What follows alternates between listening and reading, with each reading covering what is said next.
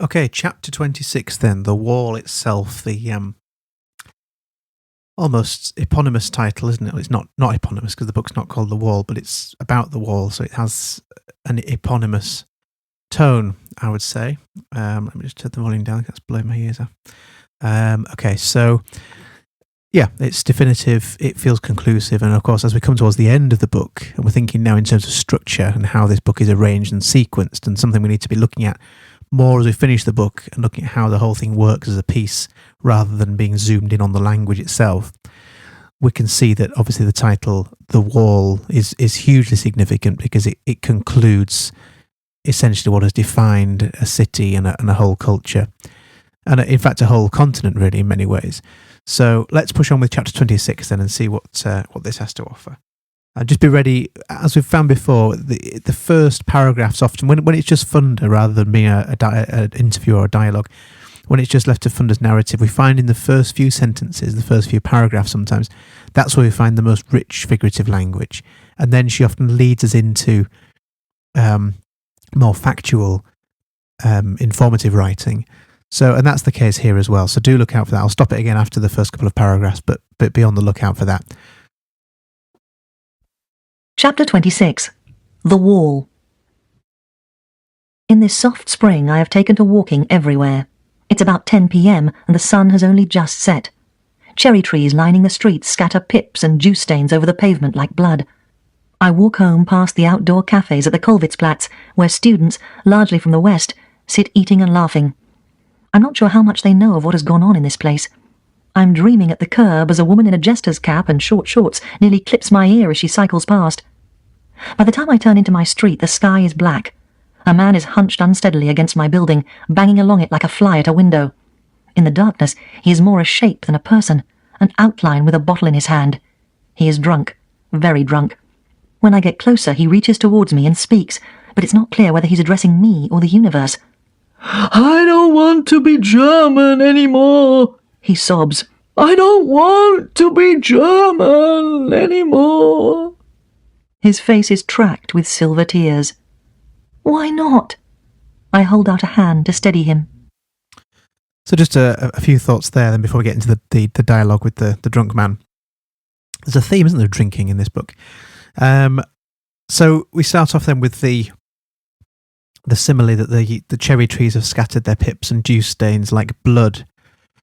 And that's something familiar with Funder, isn't it? Using bodily fluids particularly.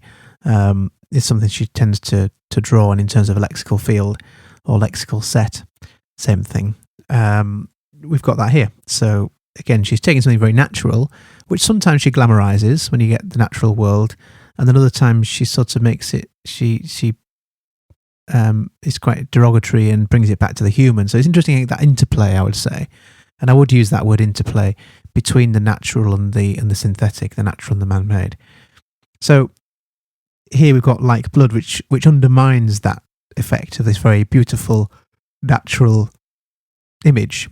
We then get it's sort of spoiled when we've been compared to like blood, which has much more sinister suggestion. And then you've got a bit further down, you've got this a man hunched unsteadily against my building, banging along it like a fly at a window. So this is the opposite. This is zoomorphism, isn't it? This is using a simile to compare a person to something unhuman.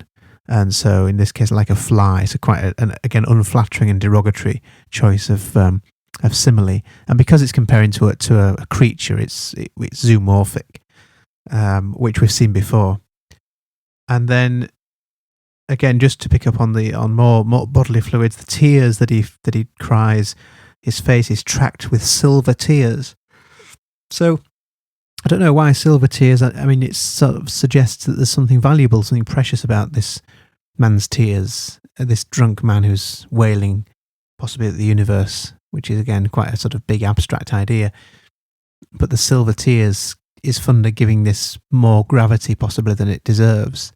And it has connotations of value and being precious. "We are terrible." He has already looked at me. He couldn't know I'm not German.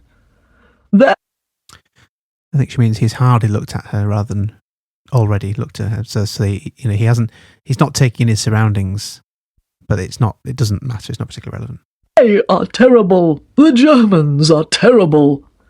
He moves off, tapping his way along the buildings. Which Germans did he mean? Some or all? For this East German man, long used to thinking the bad Germans were on the other side of the wall, maybe now it's hard to tell. Are they really so bad? Or are they worse than he thought? And were his people, now broke or drunk, shamed or fled or imprisoned or dead, any good at all? So you've got this triadic structure of rhetorical questions here about these existential questions about morality and what is bad and what is good.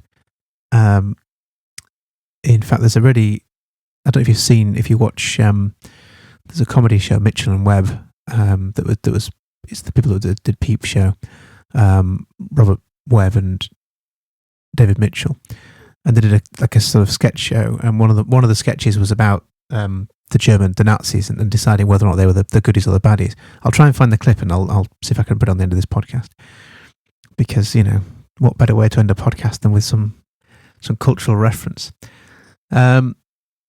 So these existential questions, again, are sort of, yes, they're fun as questions, but she's sort of imagining and projecting the kind of questions that she would have and the kind of questions that she imagines many East Germans and members of the GDR would have, having to come to terms with who, if they've been told lies all this time, having to sort of readjust and correct their identities.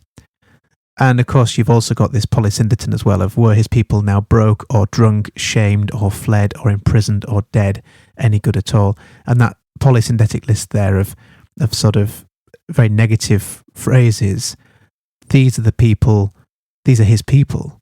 And so how can you carry on living thinking that you're the goodies, the good people, the allies, when you look around and see everyone broken and imprisoned or drunk or ruined and wrecked or dead, and that's a hard thing to reconcile. So I think she's really capturing the existential angst of the GDR, or the people from the former GDR at this point, which I think is, I imagine it seems to be plain to see, as she looks around and sees these people self-medicating wherever she looks, clearly having to cope or drown out or numb the feelings that they have in this new world since the GDR, when it's been exposed and everyone knows what went on. It must be a really horrendous thing to have to live with. A friend of mine who works at the fire authority calls me up. We had an interesting request here for a personal file yesterday, he says. I thought I'd let you know. Who was it? Mr. Milker. My friend chuckles. We both know without saying, Milker must think the apparatus he created was so thorough, with an administrative impetus all of its own, that somewhere someone was keeping tabs on him. A few days later, I call Frau Paul. We chat for a while. She is active in an organisation for those persecuted by the regime, taking tours of Hohenschönhausen prison. We're thinking of putting a coffee shop in there, she tells me, and campaigning for compensation for victims. Then she says, there's something else. Yes? I was followed home the other evening, from a public meeting on compensation. What? It's true. A car followed me to the underground at walking pace. I was with friends and I didn't think much about it, but when I got out of the train at Elsterwerdeerplatz, I was alone, and it was there waiting for me. Then it followed the bus. When I got off the bus, it turned its lights off and drove behind me right to my door. Oh, that's horrible. Yes, she says. There are a lot of people who don't want us to raise our voices, to fight for what we deserve. Do you have any idea who it was? No, but it was almost certainly an ex-Stasi man. She is frightened, but she is steely. It was a Volvo, she says.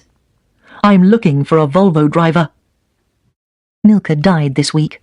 He was 92. The headlines read, Most hated man now dead. I think of the other most hated man and give him a call. His wife answers the phone and passes me to her husband. Karl Eduard von Schnitzler tells me he's not well and that things are getting worse. By things, he means the world around him. People are still spreading lies about my dear friend Erich Milker, and he's under the ground. On Monday, the urn was interred, and on Tuesday, it was desecrated. Right under the noses of the police guarding it. Do you understand? My friend's ashes were scattered, and his grave plot was desecrated. His voice is exactly the same, hoarse, old, and angry. That is capitalism, naked and brutal. An absolute unkultur. And it's in the gaps in the dialogue there where we get Funder's crafting and shaping of von Schnitzler here, and his voice being the same, hoarse, old, and angry. And there's a slight incrementum in that triadic structure there of building up to angry. And of course, he is angry. We know that from our previous encounter with him, and the dialogue comes across in that way now too, blaming capitalism for the way in which his people are being treated. The desecration of Milke's grave is unlikely to have been the work of Westerners, and it is only a product of capitalism in that capitalism does not protect, or not adequately to his mind, the former leadership of the former GDR from what their people thought of them. I hear fear through his voice, the flip side of fury. Fear perhaps that his end, soon to come, will also be a desecrated grave.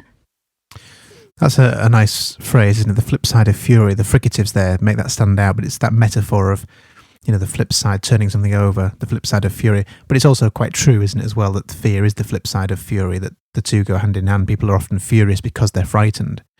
And clearly she's applying that to him. So there's a bit of psychoanalysis going on here as she understands why von Schnitzler is the way he is, because he seems to, or she thinks he fears the same end for him, that he's also a hated man and that he too might have a desecrated grave.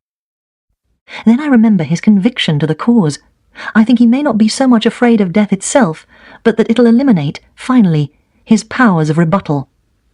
Today I walk from my place up Brunnenstrasse, past Frau Paul's tunnel, to Bernaustrasse, where the wall was.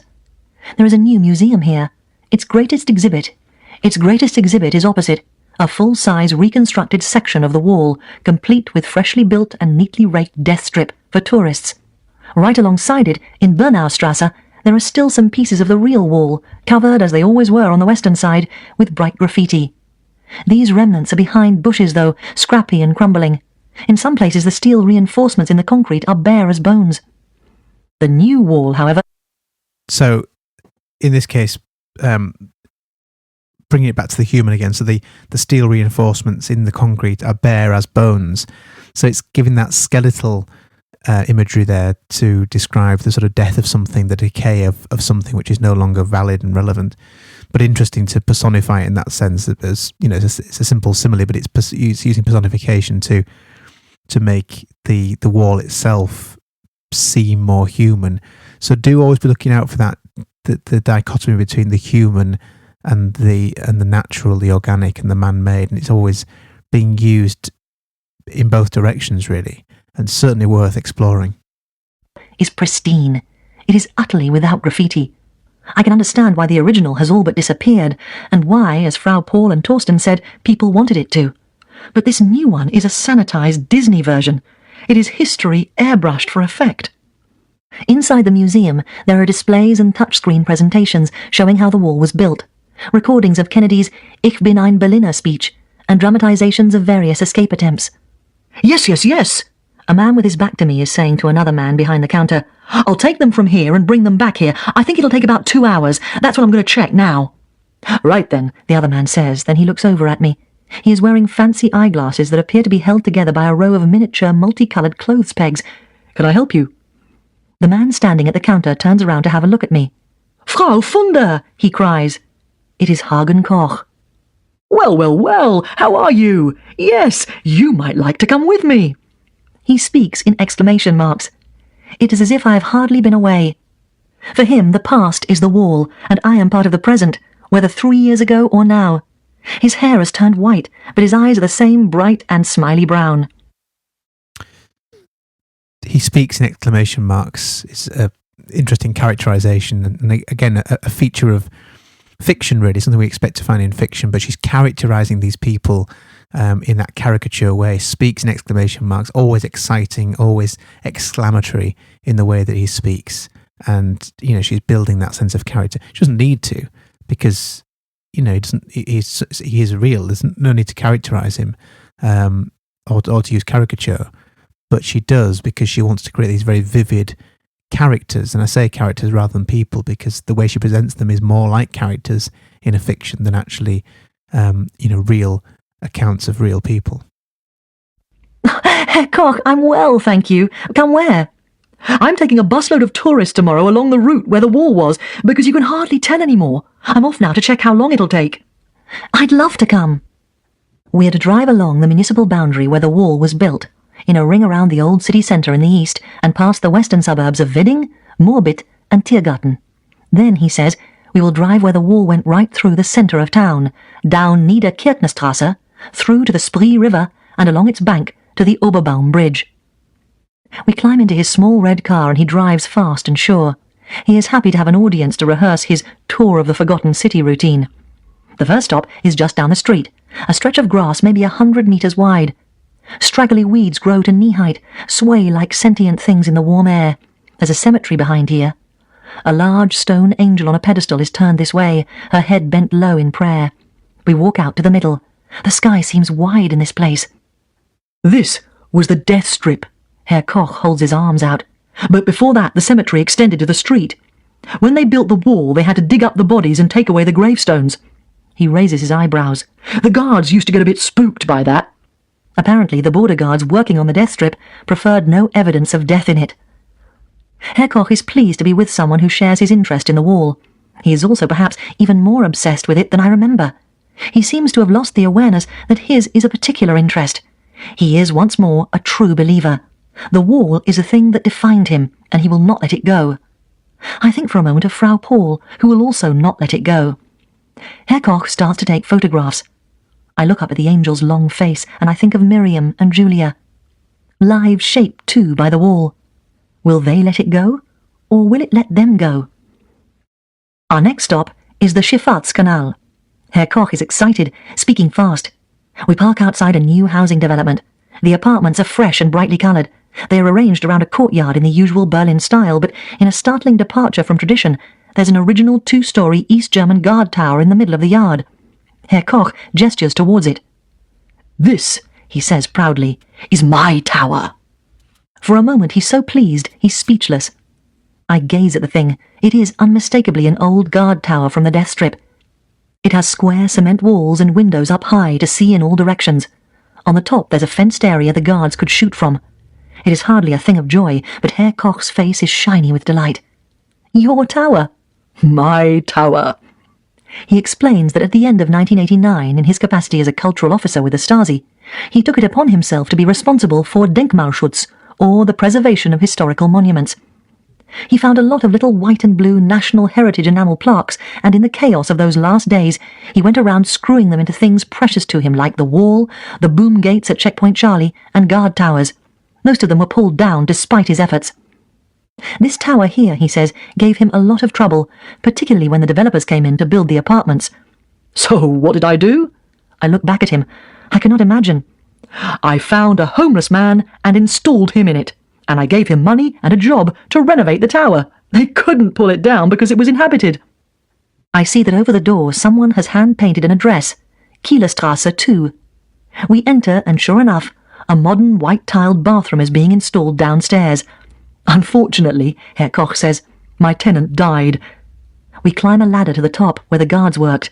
The tower is crumbling and smells of wet concrete, but I enjoy the thought that the previous tenant, an old Eastern Street person, would have lapped up the view from here, where before the guards had watched over him. Herr Koch says, but I think it is saved now. They had to build the apartments around it.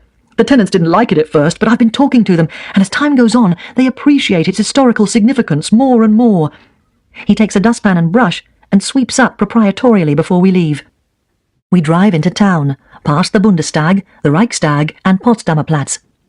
At a set of lights I see a bollard with a poster of Renf promoting their current tour of the old East Germany. I enjoy the thought of Klaus strutting his stuff, blossomed once more into his rock-star being. We stop in an ordinary street. See? Herr Koch says, opening up his arms. I look around. There's nothing to see. You can't see. You can't see where the wall went at all. He's right. There's no sign of it left, no bits of concrete, no wasteland. Look down here, though. He points to the ground. A narrow strip of granite is inlaid in the pavement, slightly darker grey than the footpath itself. That's all there is, he cries. It used to be a red line, but even that was thought too obvious, so they came up with this instead. And what's more, in the places where it does say Berliner Mauer 1961 to 1989, it's written to be read from the western side. For us Easterners, it's upside down. As we get back in the car, he says, I am the only person who is keeping alive the sense of the wall from the eastern side. If there is one thing my life has taught me, it is that one must not see things just from one side. People don't like me for it, but it must be done. Herr Koch is a lone crusader against forgetting. We drive along Zimmerstrasse away from the centre to Betteneindamm. It is a scrawny part of town. There are more new, brightly painted apartments on one side and grey cement buildings on the other. In between, there's what looks at first like an empty lot, fenced in with wire mesh and boards and sticks. Behind the fence, someone has planted potatoes and eggplants in neat rows and tomatoes on stakes. But I'm still not sure what we're looking at. These, Herr Koch says, are the Turkish onions. He takes me around the fenced area, a small triangle of land.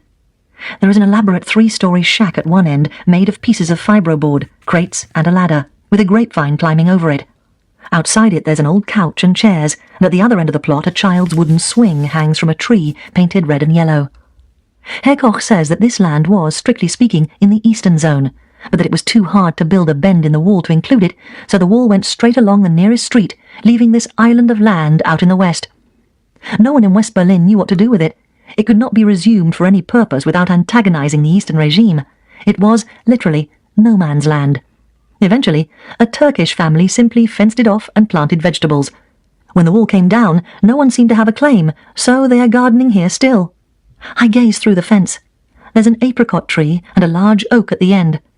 I imagine great family working bees, Grandma on the couch, the kids on the swing and the smell of coffee from the summer palace at the end. But you know what happened, Koch says. I turn back to him. The family eventually fought. It was 2 brothers, I think. They fought so badly that in the end all they could do was to put a fence down the middle of the garden and split it into 2 separate zones.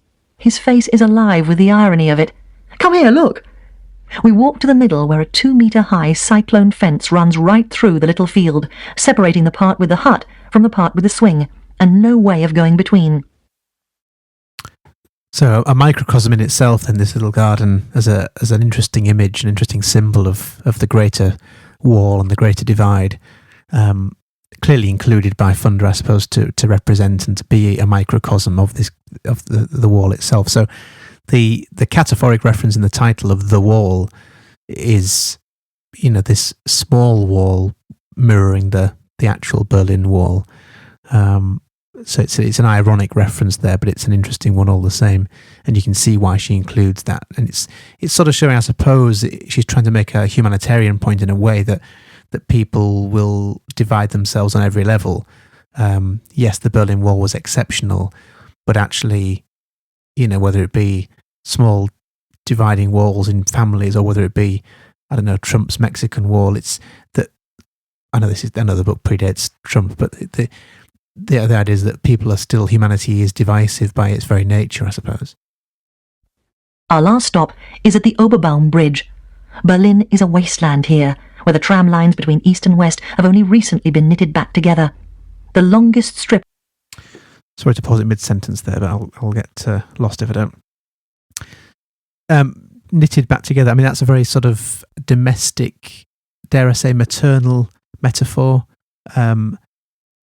And it's very, very warm, very nurturing, very human.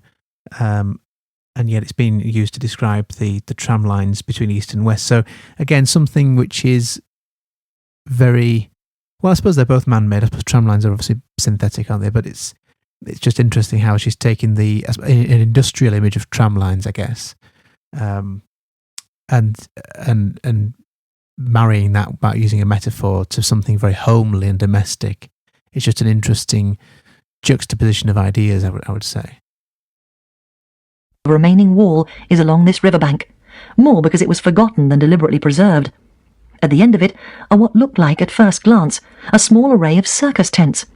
As we approach, I see there are a couple of souvenir stalls with flags flying atop and signs in English saying, "Souvenirs for you," and "I stamp your passport." For 1 mark, you can have your passport stamped with a GDR entry visa, as if you had stepped into this tent and miraculously been admitted to that place in the past. Elderly American tourists are climbing out of a bus. They seem to match in pressed pale clothes and overly clean running shoes. "Betty," one woman asks another in a broad southern accent, "is that the same jacket you were wearing that day at Auschwitz?" Herr Koch bounces into the main hall. "Gerd," he cries. "Hagen, my friend." The stallkeeper jumps up and runs from behind his wares to greet him. Herr Koch introduces me. Gerd is a sun-tanned man of 60 wearing a blue shirt unbuttoned to the navel and a smile with the wattage of a vaudevillian. Herr Koch later told me he had been a theatre actor in the East. What a simile. Is it simile? No, metaphor. A smile with the wattage of a vaudevillian. Brilliant. What a fantastic phrase. To really characterise this person, Gerd, this stall holder here.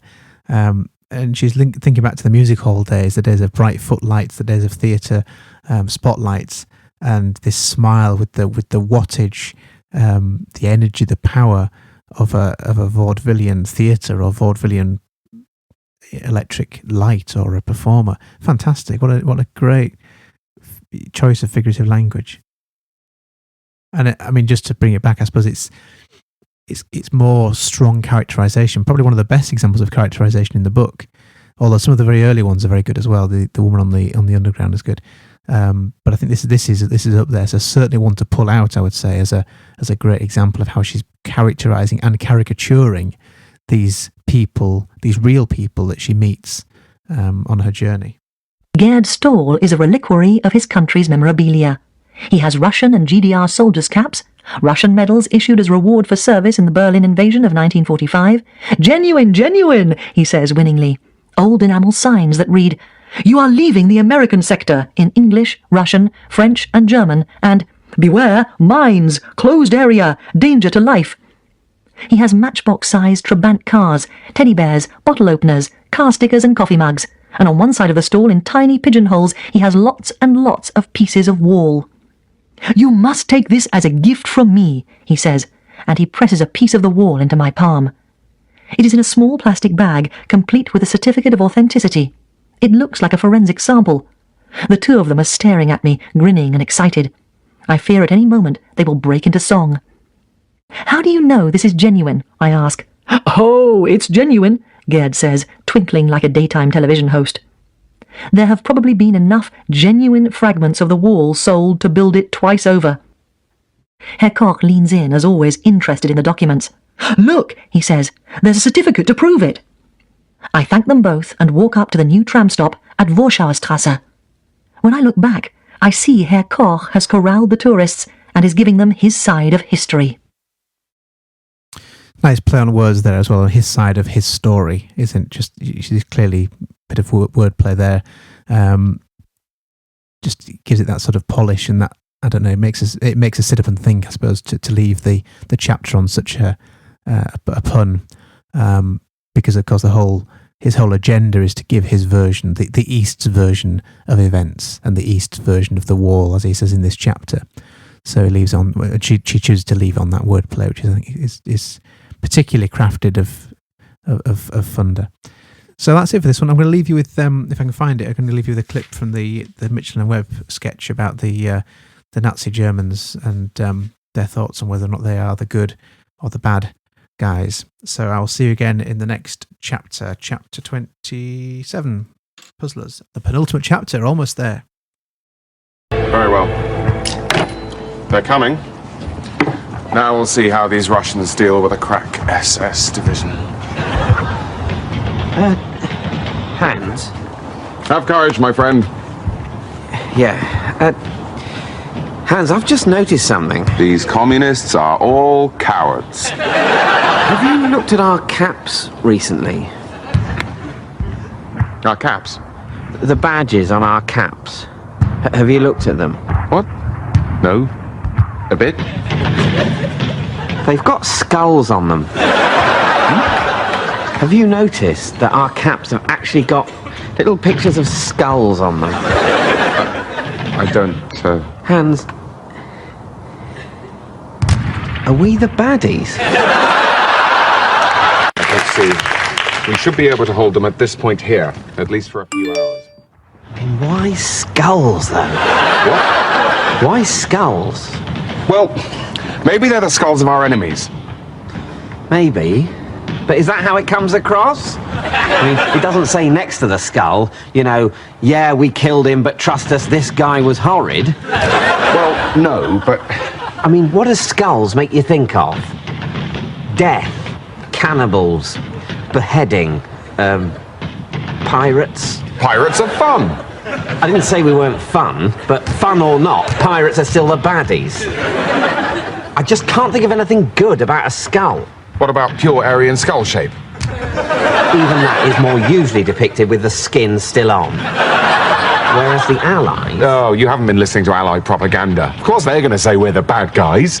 But they didn't get to design our uniforms. And their symbols are all, you know, quite nice. Stars, stripes, lions, sickles. What's so good about a sickle? Well, nothing. And obviously, if there's one thing we've learnt in the last 1,000 miles of retreat, is that Russian agriculture is in dire need of mechanisation.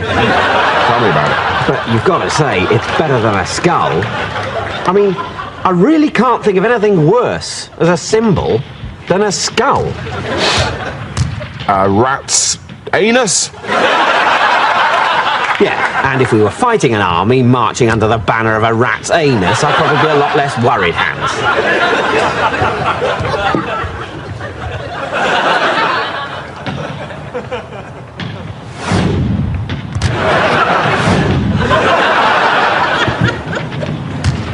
Okay. So...